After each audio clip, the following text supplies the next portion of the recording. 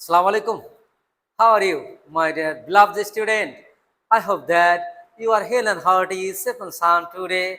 By mercy of Allah, I'm keeping good today. By mercy of Allah, I'm so thrilled, I'm so delighted because many students are present here today.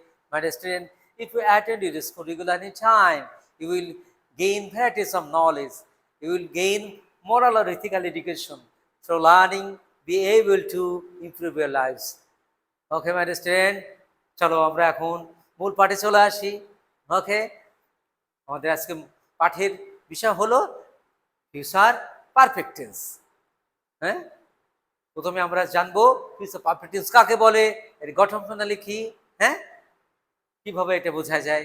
Okay my student, future perfect tense হলো ভবিষ্যৎকালে দুইটি কাজের মধ্যে যে কাজটি আগে ঘটবে সেটা হলো ফিউচার পারফেক্ট টেন্স, আর যেটা পরে ঘটে সেটা হলো ফিউচার ইনডিফিনাইট অথবা প্রেজেন্ট ইনডিফিনাইট টেন্স হয়। ওকে মানে স্টুডেন্ট, চলো প্রথমে আমরা স্ট্রাকচারটা বোঝার চেষ্টা করি। My dear student, please listen to me, pay heed to my word. Okay my dear student, look at me everybody. দেখো স্ট্রাকচারটা কেমন হবে। প্রথমে সাবজেক্ট, সাবজেক্টের পর শ্যাল হ্যাভ বা উইল হ্যাভ, তারপরে V3 মানে মূল ভার্বের পাস্ট পার্টিসিপল, তারপরে বিফোর, তারপরে প্রেজেন্ট ইনডিফিনিট অথবা ফিউচার ইনডিফিনিট টেন্স হবে। ওকে মাই ডিয়ার স্টুডেন্ট, এখন দেখো তুমি আসার পূর্বে কাজটি শেষ করিয়া ফেলবে। দেখো তুমি আসার পূর্বে আমি কাজটি শেষ করিয়া থাকবো। দেখো এই কাজটা দুটো কাজ, তুমি আসার পূর্বে আমি কাজটা শেষ করে থাকবো, তাহলে আমি কাজটা শেষ করিয়া থাকবো, এই কাজটা হলো আগে ঘটবে, তাই না?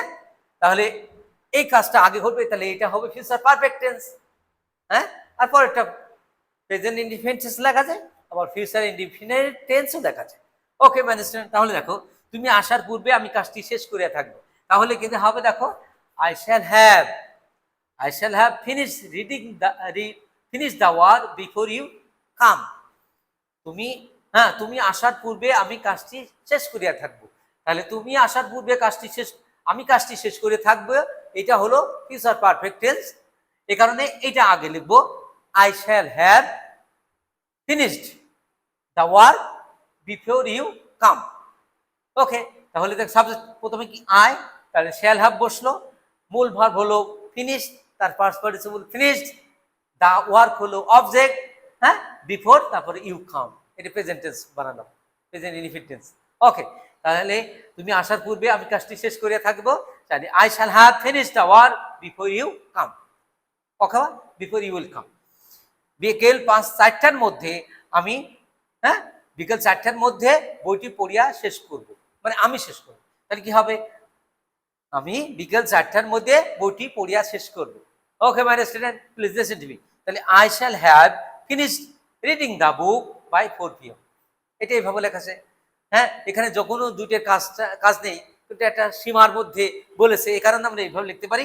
হ্যাঁ, এটা ফিউচার পারফেক্ট টেন্সে লিখতে পারি যে I shall have finished reading the book by 4 PM, আমি বিকাল 4টার মধ্যে বইটি পড়িয়া শেষ করব। হ্যাঁ, তাহলে I shall have finished reading the book by 4 PM। Okay my student, এই future perfect tense and future perfect continuous tense এগুলি মোটামুটি আমাদের দৈনন্দিন কাজে কোন ব্যবহার হয় বুঝতে পেরেছেন।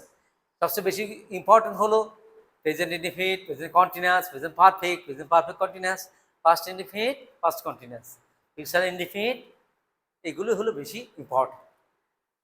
But student, I hope that you have understood clearly. If you work hard, you will shine in life. You will be successful in your life. Hard work brings a success. Success after success makes someone great. That's why you should be honest, hard worker, diligent, and perseverer, and honest also. But student, I hope that you will abide by my advice. Allah Hafiz. Assalamu alaikum wa rahmatullahi wa barakatuh.